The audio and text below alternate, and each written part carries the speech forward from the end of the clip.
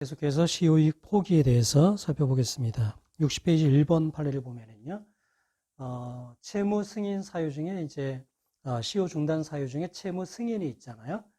그것과 시효이익 포기에는 차이가 있다라는 게 판시 1번에 이제 나와 있는 내용입니다. 채무 승인은 어떤 효과 의사 표시까지는 필요하지 않아요. 상대방에게 권리가 있고 나에게 채무가 있다는 사실을 표시하면 됩니다. 그런데 시효이익 포기는 내가 그 시효 완성으로 인한 법적인 이익을 받지 않겠다는 그 효과 의사까지 필요합니다.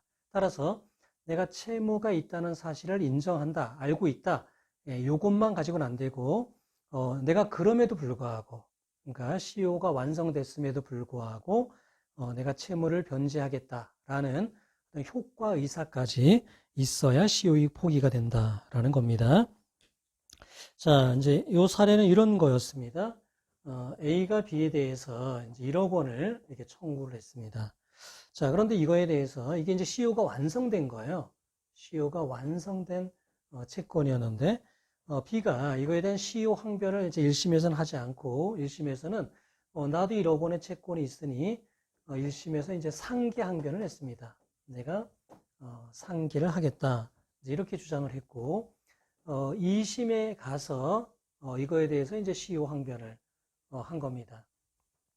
자, 그러자 이제 A가 뭐라고 주장했냐면은 너가 이렇게 1심에서 1억 원 청구했을 때 상계 항변을 한 거는 요 채무를 너가 인정한 거 아니냐, 승인한 것 아니냐, 따라서 시효 이익을 포기한 것이다, 이제 이렇게 주장을 했는데요.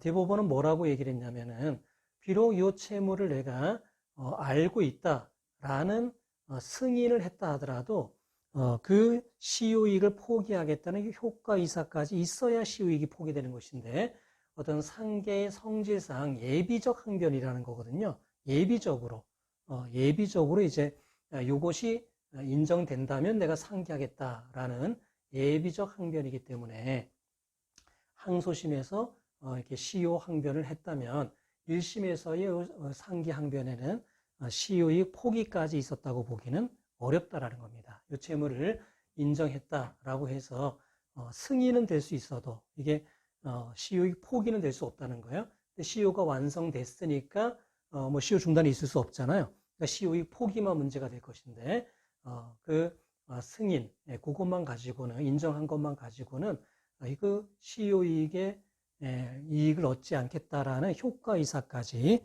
표현된 것은 보기 어렵다라는 것이죠. 그러니까 상계항변 자체가 이 채권이 인정된다면 내가 상계하겠다는 거니까요. 뭐 이게 인정되지 않을 경우에는 당연히 이제 요거를 갚지 않을 의사가 있는 거잖아요. 그죠? 그러니까 그 이익을 요거가 시효가 완성됐음에도 불구하고 그 이익을 포기하겠다는 의사까지 있다고 보기는 어렵겠죠.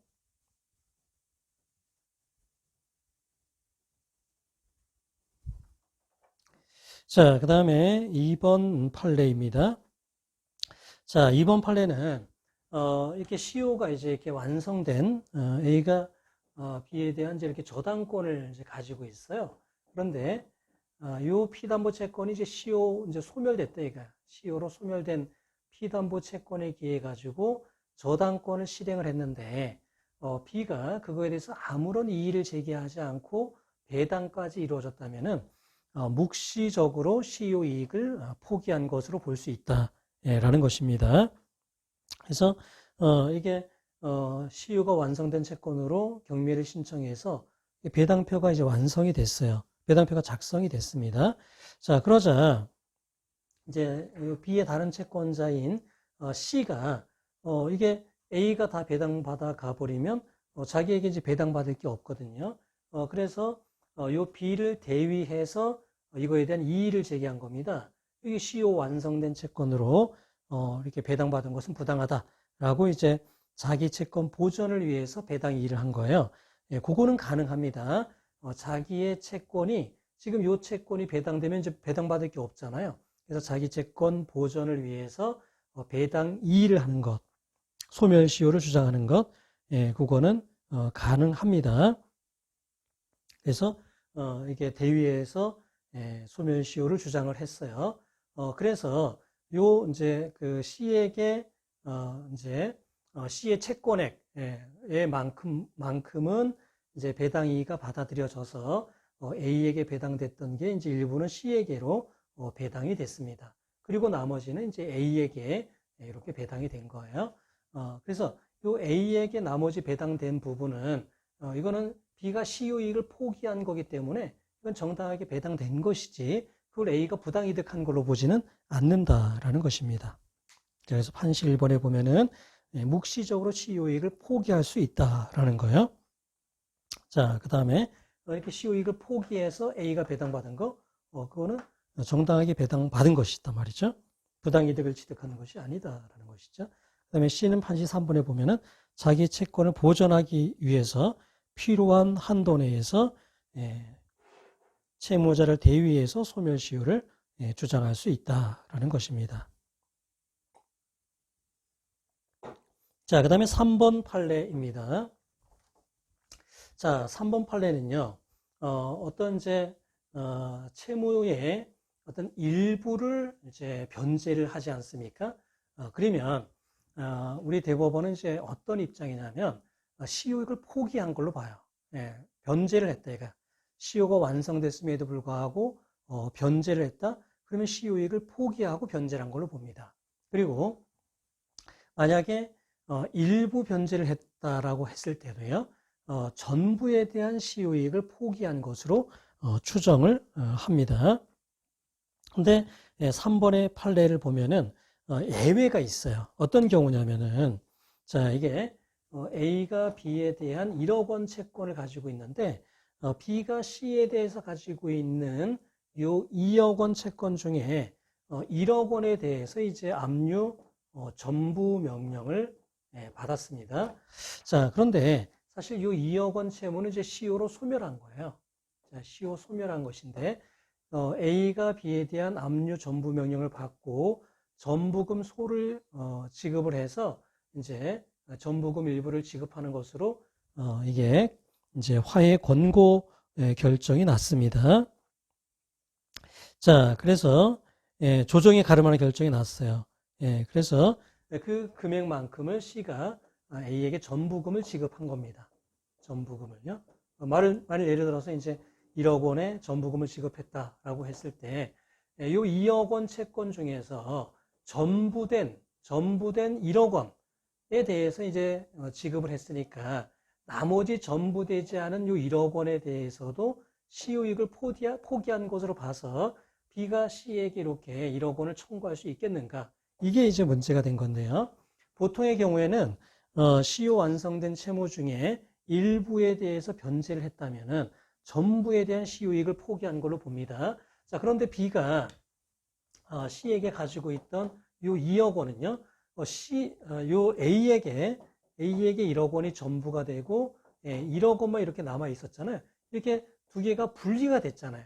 따라서 요 전부금에 대해서 시효이익을 포기했다고 해서 요 남은 1억 원에 대해서까지 시효이익을 포기한 것으로 보기는 어렵다라고 봤습니다. 그래서 거기 그 판시 2번 맨 밑에 제가 밑줄 쳐놓은 부분에 보면은요, 전부된 매매대금 반환 채권과 전부되지 않은 나머지 매매대금 반환 채권은 서로 별개의 독립된 분할 채권이다. 이런 점이 이제 고려가 돼서 요거에 대해서 시효이익 포기했다면 이것만 포기한 것이지 요 남은 거에 대해서까지 시효이익을 포기한 것으로 볼 수는 없다라는 겁니다. 그러니까 이렇게 서로 별개의 독립된 분할 채권이 된 경우, 그 경우에는 일부에 대한 변제가요, 나머지 부분에 대한 시효이익 포기로 보기는 어렵다라는 것입니다. 자, 그리고 이제 그 박스 안에 있는 문제는요, 좀 전에 그 사례를 변형시켜 놓은 문제입니다. 그래서 이제 원고가 피고에 대해서 이제 5천만 원의 채권이 있어요. 연 10% 이제 약정을 했고요. 2001년 7월 1일에 이제 이거를 빌려줬고, 현재 이거 2002년 6월 30일입니다. 이거에 대해서 이제 갑이 3천만 원 이제 채권에 기해 가지고 압류 전부 명령을 받은 거예요. 그러니까 이 5천만 원 채권이 이 갑에게 3천만 원이 이렇게 전부가 되고, 요거는 이제 2천만 원만 이렇게 남은 겁니다. 자, 그리고 이제 전부 명령에 기해서 전부금 소송을 제기하자, 이제 요거에 대해서 이제 3천만 원 지급하라는 조정 결정이 나서 피고가 이거를 갑에게 지급을 했다면 요거만 시효이익이 포기가 된 거예요. 그러니까 시효 완성된 채권인 경우에요. 시효이익 포기된 거니까 요 2천만 원에 대해서는 여전히 시효가 이제 포기되지 않았죠. 따라서 원고는 피고에게 요 2천만 원을 청구할 수 없다라는 겁니다. 그래서 답은 청구하지 않음입니다. 자, 4번에도 이제 마찬가지의 이제 판례인데요. 여러 개 이제 그 채무 중에 일부만 변제를 하면 전부에 대한 이제 시효이익을 포기한 걸로 봐요. 시효가 이제 완성됐는데 일부만 변제했다. 그러면 이제 전부에 대한 포기로 보게 되는데요.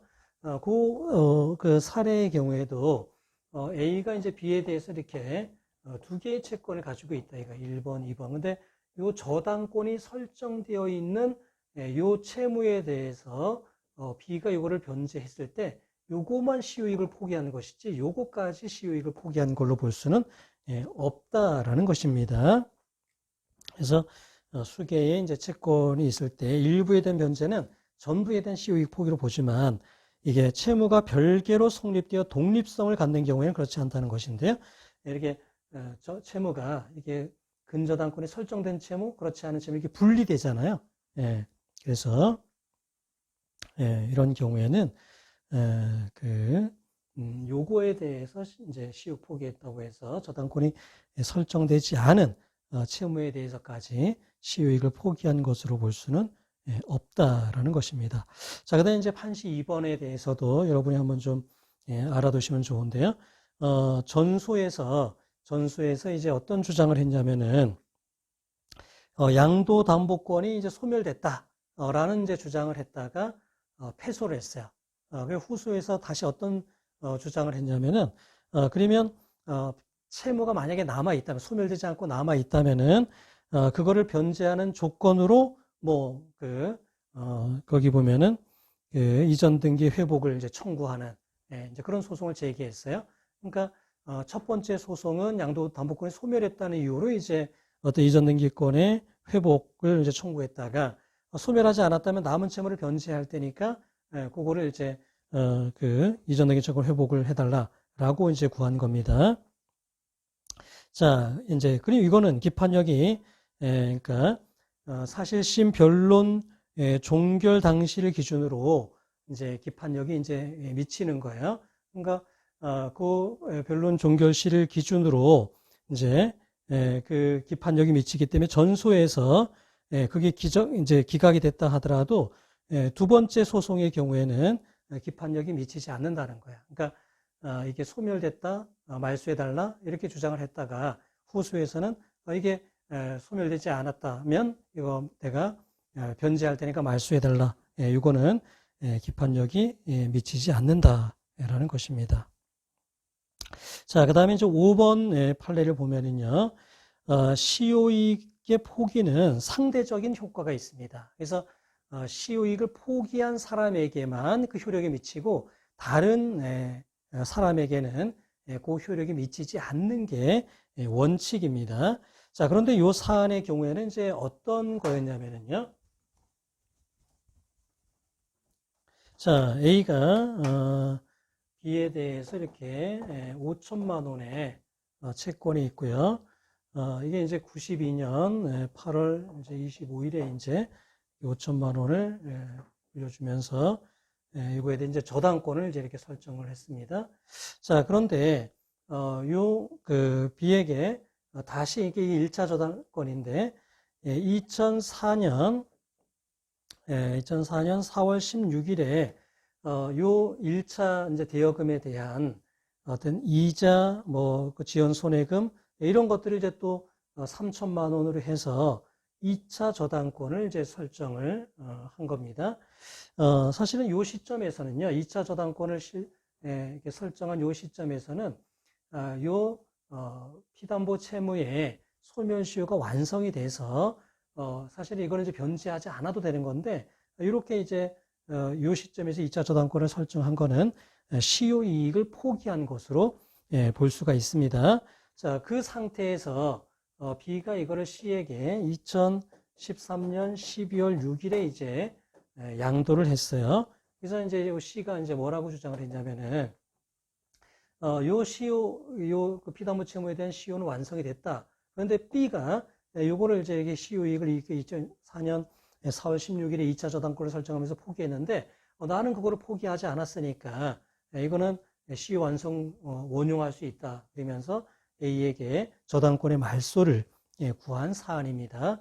자, 이거에 대해서 대법원은 어떤 이제 입장이었냐면은 요 C는 자, 요 B가 시효 이익을 포기할 당시 어떤 이해관계를 맺고 있었다면 그 C는요 상대적 효력 때문에 여전히 시효 이익을 주장할 수 있겠죠. 근데 요 시효 이익을 포기할 당시에는 C는 이해관계가 없었어요 아직까지.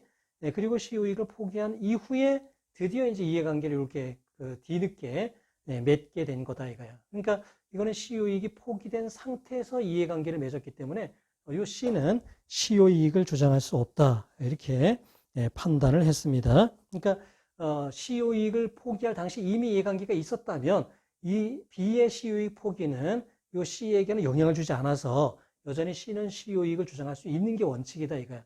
그러나 요 B가 시효 이익을 포기할 당시 이해관계가 아예 없는 사람이었고 시효 이익 포기로 법률관계가 이미 정해진 상태에서 이해관계를 맺었다면 요 C는 시효 이익을 포기할 수 있는 사람이 아니다라고 봤습니다.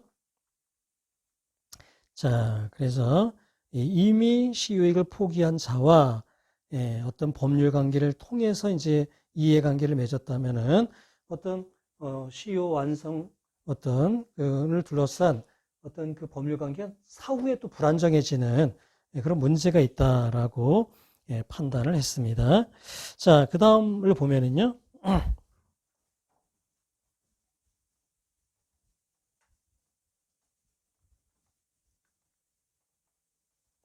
자, 그 박스 안에 있는 이제 문제를 보면은 이런 겁니다. A가 B에 대해서 2011년 7월 16일에요. 변제기를 이제 2012년 7월 15일로 정해서 1억 원을 연 5%로 해서 빌려 주었습니다. 그리고 이제 요거에 대해서 C가 물상 보증이네요. 그래서 이제 저당권을 이렇게 설정을 했습니다. 자, 그런데 B가 2018년 7월 15일에 1억 원을 변제했습니다. 1억 원을 변제했습니다. 그런데 A, B 모두 상인이었기 때문에 5년의 소멸시효 기간이 적용이 되는데요. 2012년 7월 15일 변제기부터 5년이 넘은 시점에서의 변제였기 때문에 B는 시효 이익을 포기한 거예요. 시효 이익을 포기하고 변제를 한 겁니다. 자, 그런데 시효 이익을 포기한 시점에서 이 C는요, 이미 이해관계를 맺고 있었잖아요. 따라서 시효 이익 포기에는요, 상대적 효력이 있기 때문에 C에게는 미치지 않습니다. C는 여전히 시효 이익을 주장하면서, 원용하면서 A에게 저당권의 말소를 구할 수가 있습니다. 그래서, 이 경우에, 그 질문에 보면 이제 함정이 뭐라고 되어 있냐면은, 필요하면 B의 남은 채무를 변제하고서라도 말소하기를 원한다. 이거 여러분에게 이제 약간 혼란을 주기 위한 그런 함정입니다. 그런데 이 경우에는 그냥 시효가 이게 완성됐으니까요. 그냥 말소를 그대로 구하면 돼요. 남은 채무 뭐 이렇게 얼마 줄 테니 이렇게 할 필요가 없다 이겁니다. 그래서 그대로 그냥 말소 등기를 구하면 된다라는 겁니다. 그래서 그 해답에 보면은 이건 시효가 완성된 거다 이거예요. 그런데도 변제한 거는 B는 시효익을 포기한 거다. 그러나 C에게는 어떤 시효익 포기는 상대적이기 때문에 C에게는 영향을 주지 않는다라는 겁니다. 자, 그 다음에 이제 상계에 대해서 살펴보겠습니다. 먼저 이제 법 조문을 보면은요.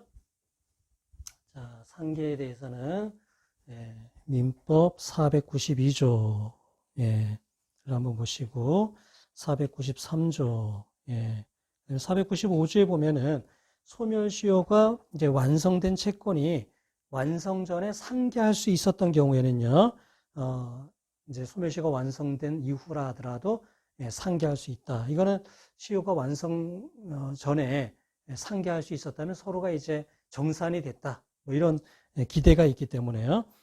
완성된 채권으로도 상계할 수 있다라고 보고 있습니다. 그다음에 이제 상기가 금지되는 채권에 대한 496, 497, 498조. 그래서 불법행위 채권을 수동 채권으로 한 상계는 금지가 됩니다. 이게 어떤 취지냐면은 이게 이제 A가 고의에 의한 불법행위에 의해 가지고 어떤 이렇게 손해배상 채권을 가지고 있어요. 손배 채권을 가져요.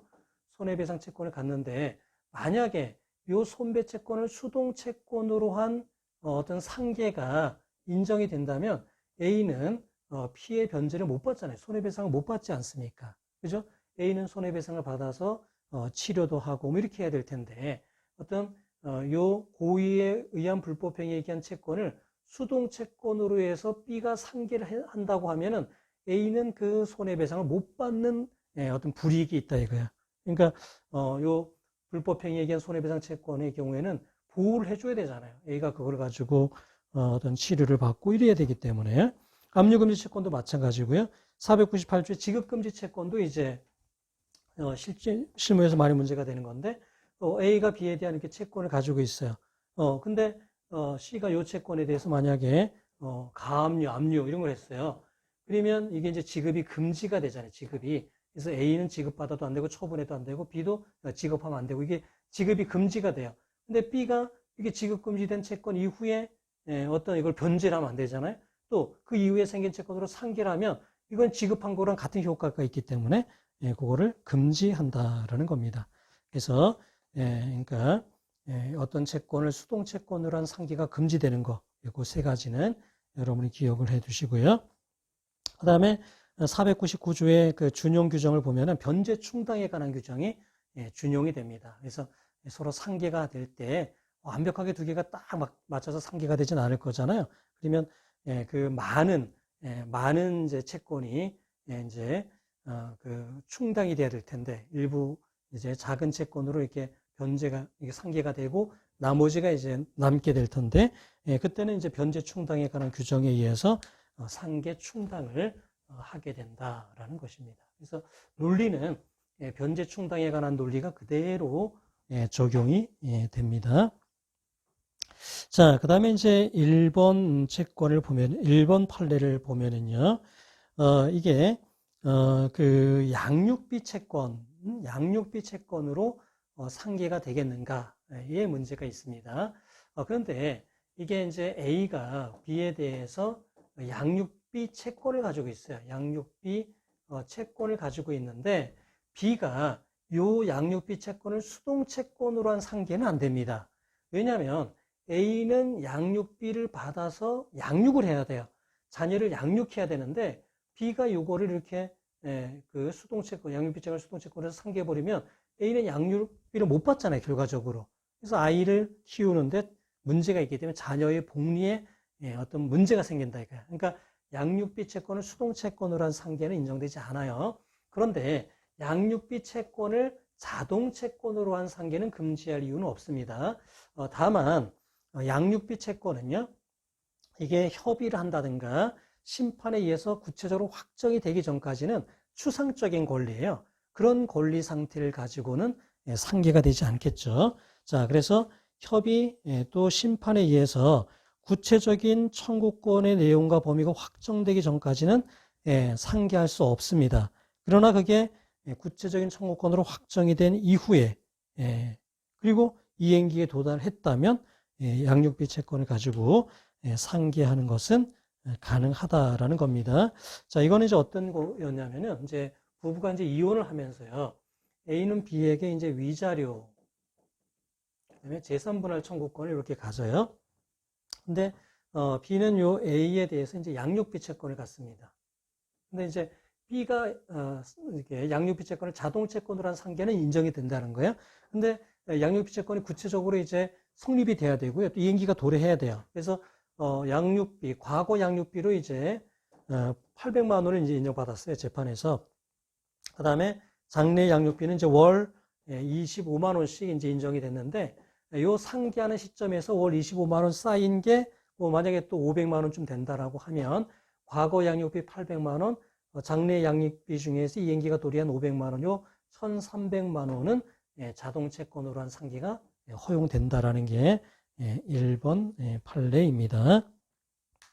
보통 이제 여러분 양육비를 청구하면은요, 양육비를 청구하면 내가 과거에 쓴 양육비 얼마, 그 다음에 장래에 들어갈 거는 이제 월 얼마씩 이런 식으로 청구하거든요. 그래서 상기하는 시점에서는 요 장래 양육비를 인정받은 것도 누적이 돼 있겠죠. 이행기가 도래한 것들이요. 그럼 그거까지는 상기할 수가 있다는 게 1번 판례입니다.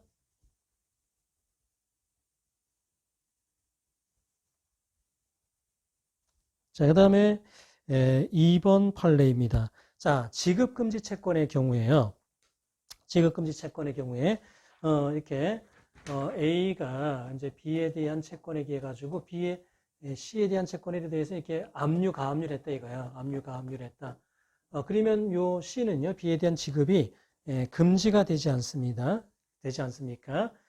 그리고 C는요, 그 지급금지 채권의 경우에 이게 C가 B에 대해서 가진 이게 채권을 가지고 상기하는 것도 금지가 되는데요. 우리 법 조문에는 이렇게 돼 있어요.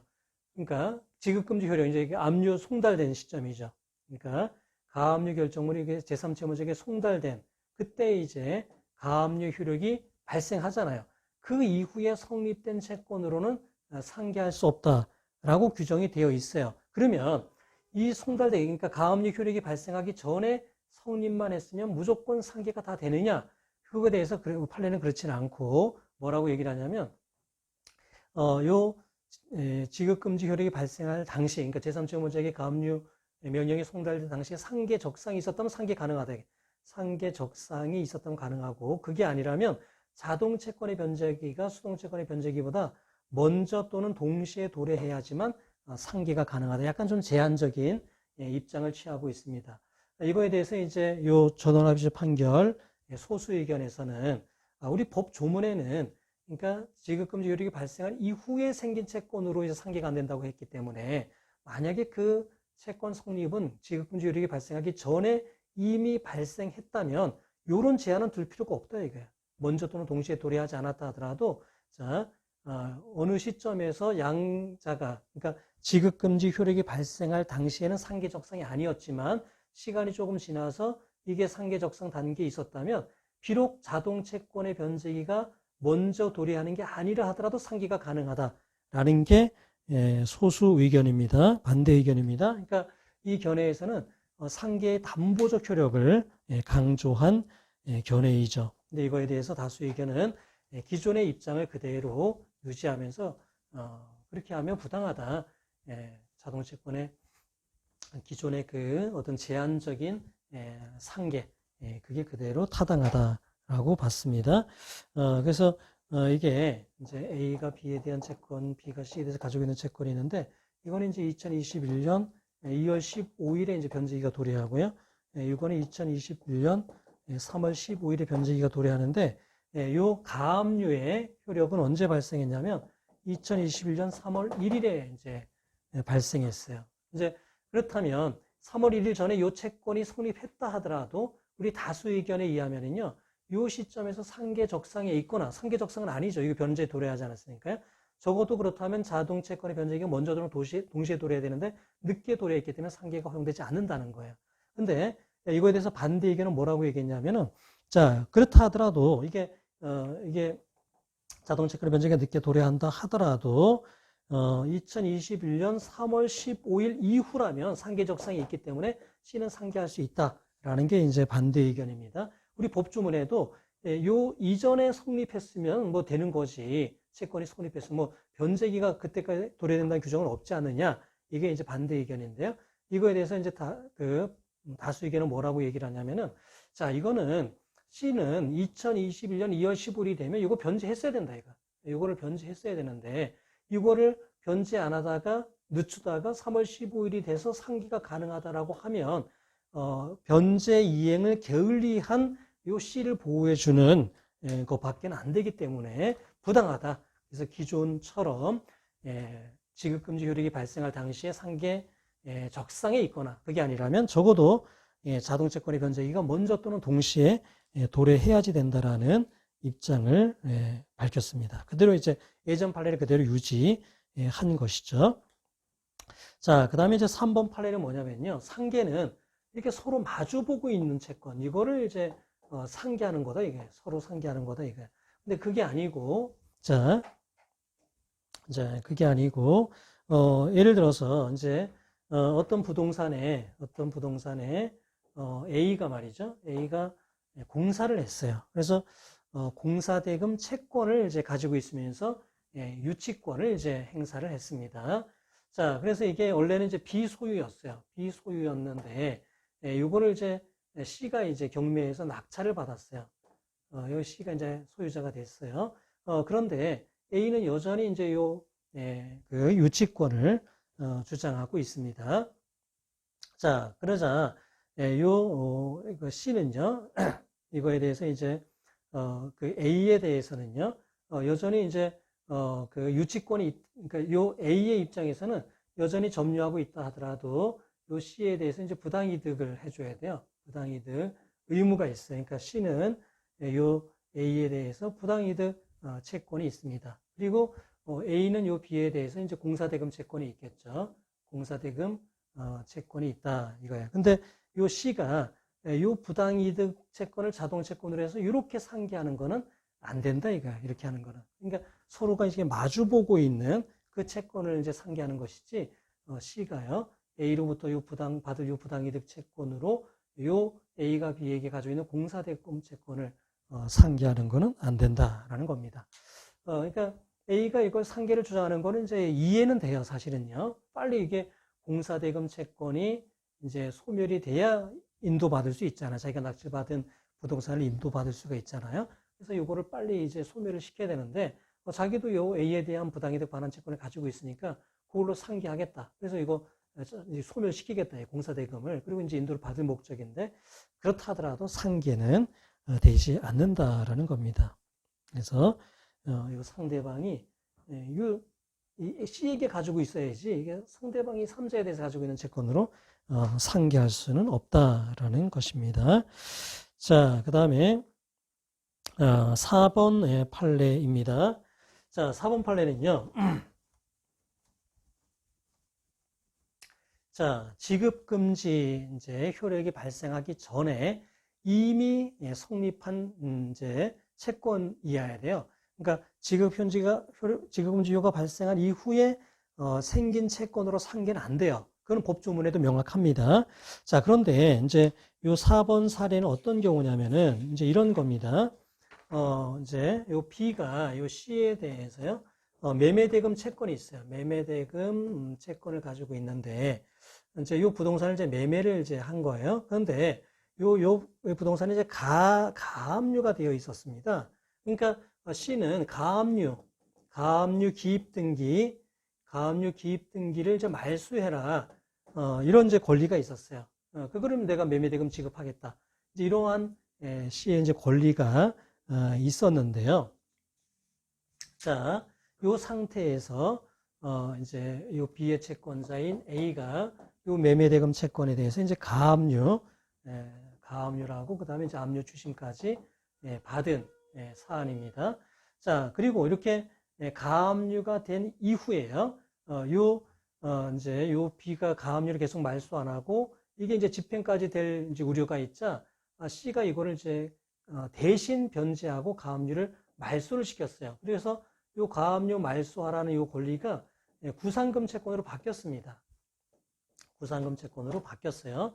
자, 이 경우에 B의 매매대금 지급하라는 채권과 C의 가압류 등기 말소하라는 건 동시행 관계였거든요. 그렇다면 가압류 등기 말소하라는 권리가 이렇게 구상금 채권으로 이제 C가 대신 대의 변제해서 구상금 채권으로 이렇게 변형이 됐다면은 요 변형된 요 채권도요, 매매대금 채권과 동시행 관계에 있다는 거예요. 동시행 관계. 자, 그렇다면 비록 가압류 지급금지 효력이 있는 가압류 이후에 C의 구상금 채권이 발생했다 하더라도 C는 상계할 수 있다는 겁니다. 왜냐하면은 비록 구상금 채권은 지급금지 효력이 발생한 이후에 생겼지만 그 기초가 되는 요 가압류 등기 말소에 대한 권리는 이미 존재하고 있었다는 거야. 이미 존재하고 있었고 동시이행의 어떤 그 이익은 여전히 보호해 줄 필요가 있기 때문에 상계가 가능하다라는 게 그 4번 판례입니다. 그래서 가압류 효력이 발생한 이후에 생긴 채권이라 하더라도 기초적 법률 관계는 이미 있었고 이미 동시행 관계가 있었기 때문에 이거는 상계할 수 있다라는 겁니다. 자, 그 다음에 이제 5번 판례도 마찬가지 취지의 판례입니다. 그래서요, 그거를 한번 보면은요, 5번 판례를 한번 보겠습니다.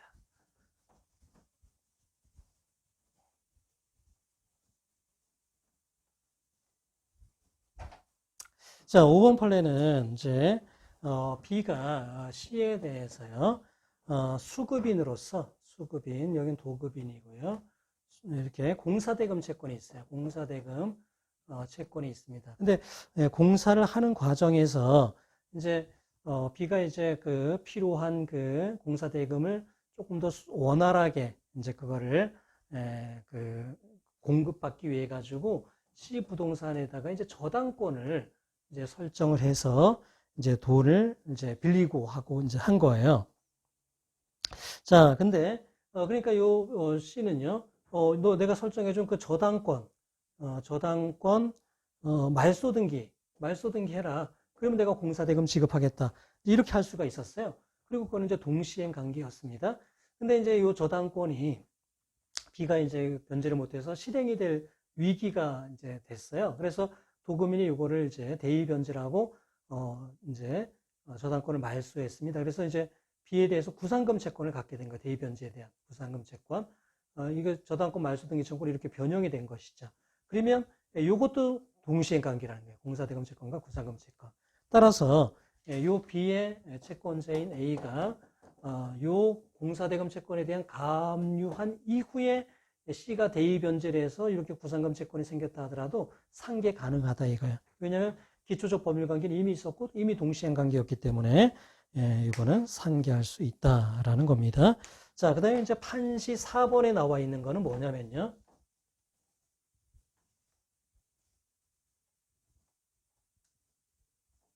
자, 판시 4번에 있는 거는 자, 이런 겁니다. 이제 A가 B에 대한 이제 5천만 원 채권을 가지고 있는데 B가 C에 대해서 뭐 이렇게 5억 원을 가지고 있다 이게.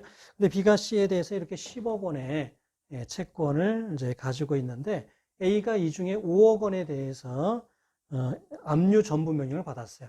압류 전부 명령을 받아서 이제 5억 원 이렇게 A가 이제 이렇게 그 전부금 채권을 가지고 요 10억 원은 이제 이렇게 5억 원만 남은 거죠. 자, 그런데 C가 이렇게 B에 대해서 이렇게 5억 원 채권을 가지고 있다면요. C는 요 5억 원 채권으로 요 B가 여전히 가지고 있는 남은 5억 원 채권에 대해서 상계할 수도 있고요. A에게 이렇게 전부된 요거로 상계할 수도 있습니다. 이거는 C의 선택이다. 이게 C의 선택이다. 그래서 C가 요 채권으로 상계하겠다라고 하면 상계가 되는 거고 A가 야, 요 B 아직 남아있는 5억 원에다가 상계하라든가 아니면 안분해서 상계하라 이런 주장은 할 수가 없다라는 겁니다. 그래서 어느 누구를 상대로 상계를 할지 B를 상대로 할지 A를 상대로 할지는 C가 선택할 수 있는 것이다 라는 겁니다. 자, 6번 판례는 이제 앞에서 했기 때문에 넘어가고요. 자, 그 다음에 이제 7번 판례입니다. 자, 소멸시효가 완성된 채권도요. 소멸시효 완성 전에 상계할 수 있었던 경우라면 상계가 가능합니다. 왜냐하면 이거는 서로 이제 정산됐다라는 이제 상대방의 신뢰가 서로의 신뢰가 있는 거예요. 자, 그런데 자, 요 사안의 경우는 이제 어땠냐면은 A가요 B에 대해서 임차인이에요, 임차인. 여기 이제 임대인입니다. 자, 여기 이제 보증금 반환 채권이 있어요. 보증금 반환 채권이 있고 B는 A에 대해서 이렇게 차임 채권을 갖는데요. 이게 이제 2014년 3월 27일에 임대차 계약이 이제 해지가 됐습니다.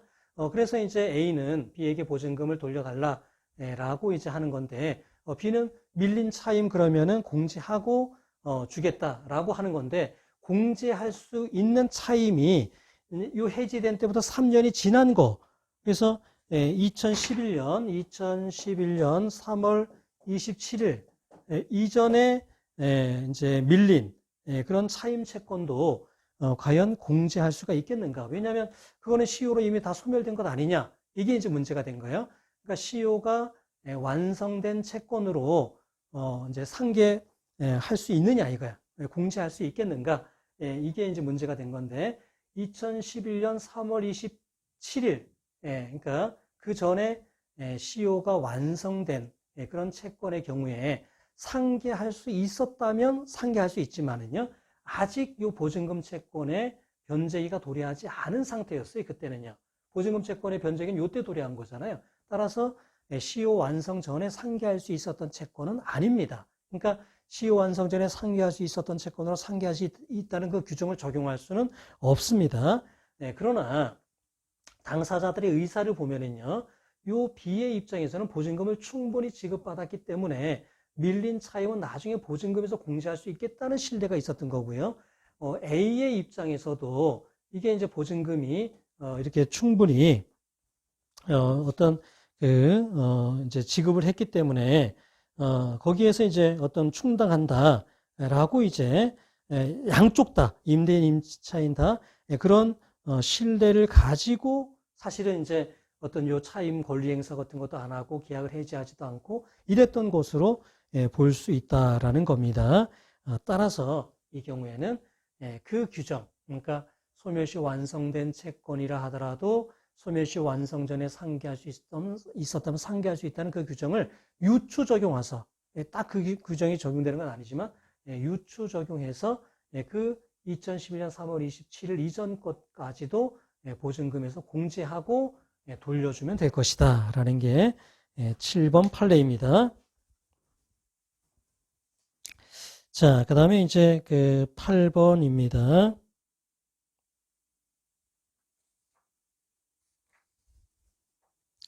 자, 8번 판례에서 여러분이 이제 좀 기억을 해야 될 건 뭐가 있냐면요. 이게 자동채권이에요. 자동채권에 동시행 항변권이라든가 어떤 항변권이 부착이 되어 있다 이거요. 이제 A가 B에 대한 어떤 채권을 가지고 있다. 근데 B가 C에 대해서 가지고 있는 요 채권에 어떤 항변권이 부착이 되어 있다면요. 그 항변권은 상대방이 갖는 거잖아요. 따라서 B가 요 항변권이 부착되어 있는 자동채권으로 상계를 하는 거는 그 항변권을 상대방의 항변권을 이제 항변할 수 있는 이익을 침해하는 거기 때문에 자동채권에 항변권이 부착이 되어 있다. 자동채권이 아직 변제기에 도래하지 않았다. 이 경우에 상계는 허용되지가 않습니다. 이것도 잘 기억하셔야 돼요. 자동채권에 항변권이 부착되어 있다든가 변제기가 도래하지 않았다. 그런 걸 자동채권으로 한 상계는 허용되지가 않습니다. 자, 그래서 요 8번 판례는 어떤 거였냐면요.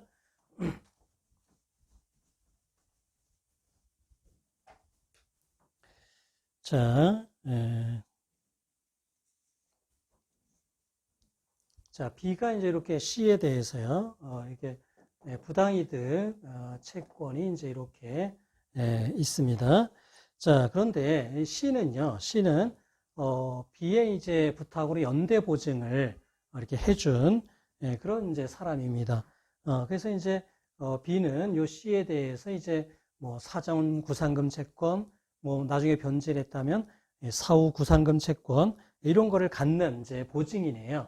자, 그런데 A가 B에 대한 채권에 기해서 이 부당이득 채권에 대해서 이제 압류 이제 추심 명령을 했는데 그 효력이 압류 추심 명령의 송달이 2015년 11월 23일에 요 C에게 이제 송달이 돼서 효력이 발생을 했습니다.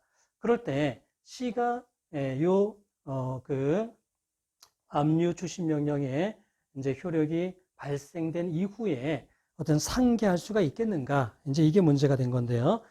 B가 요 A에 대해서 이제 사전 구상 사전 구상금 채권을 2013년 4월 19일에 이제 취득을 했어요.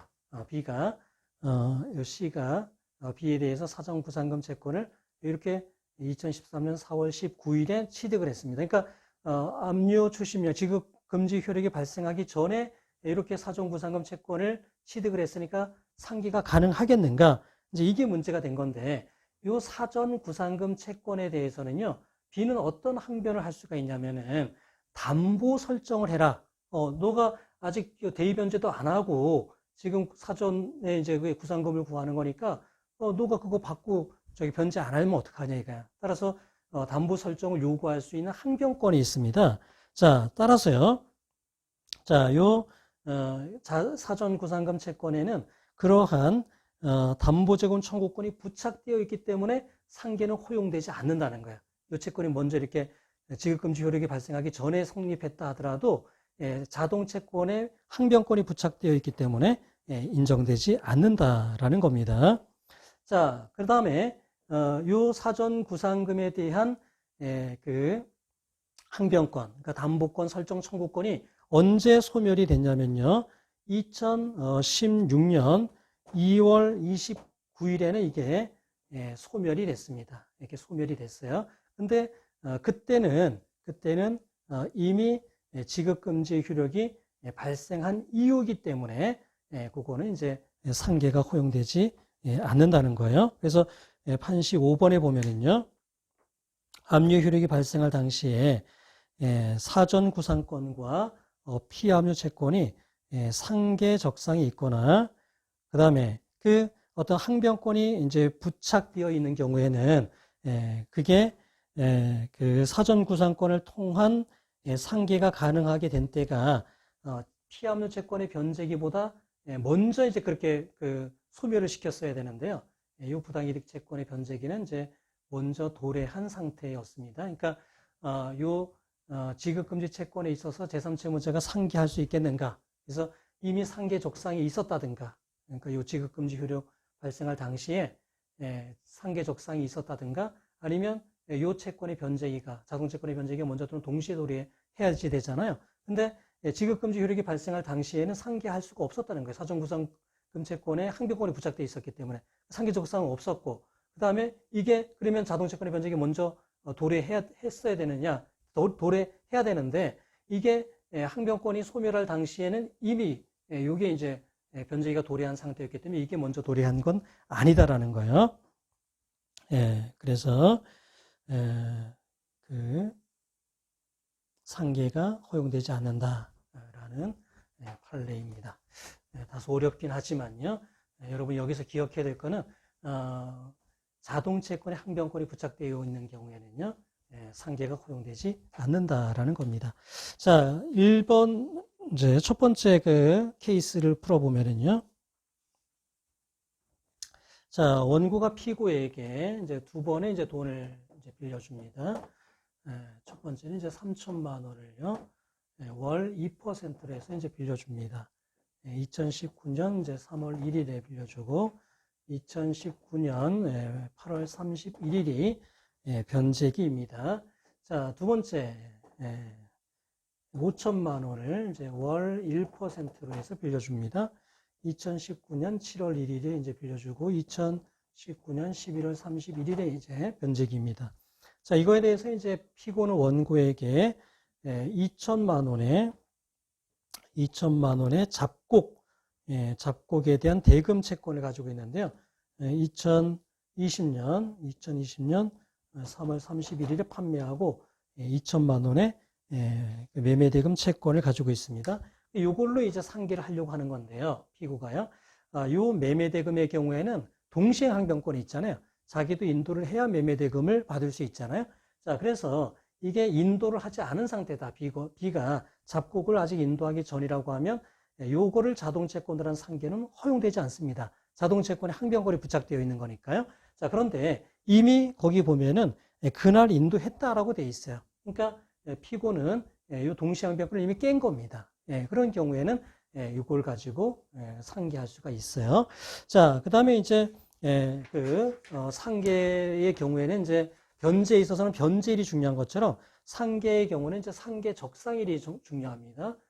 상계 적상일이 중요한데 변제일가 제일 늦게 도래한 2020년 3월 31일이겠죠. 2020년 3월 31일이 그 상계 적상일이 되고요.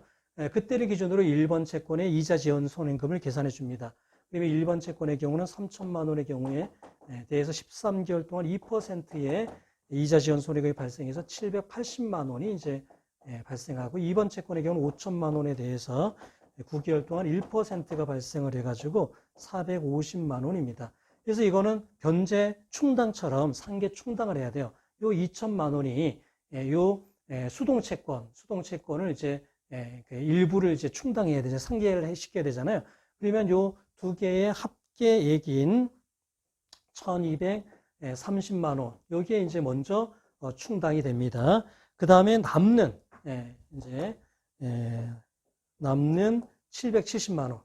770만 원은 변제 이익이 이건 2%, 1%니까 1번이 더 크잖아요. 그래서 변제 이익이 큰 1번 대여금에 충당이 됩니다. 그래서 1번 대여금은요, 원금이 3천만 원에서 770만 원이 이제 충당이 되니까 770만 원이 남게 됩니다. 그래서 1번 대여금은 770만 원, 2번 대여금은 5천만 원이 그대로 남게 됩니다. 그래서 770만 원이 이제 충당이 되니까 1번 대여금은 원금이 그 3천만 원에서 2,230만 원이 돼요. 그래서 1번 대여금은 원금이 2,230만 원이 남고 2번 대여금은 5천만 원이 남으니까 총 7,230만 원을 청구해 주면 되고요. 그 다음에 이 2,230만 원에 대해서는 상계 적상일 다음 날부터 월 2%, 그 다음에 2번 채권에 대해서는 상계 적상일 이후에 월 1%의 지연 손해금을 청구해 주면 되겠습니다. 자, 그 다음에 그 다음 문제는요, 여러분이 과제로 작성해서 다음 주 목요일 자정까지 제 이메일로 보내주시면 되겠습니다. 자, 수고하셨습니다.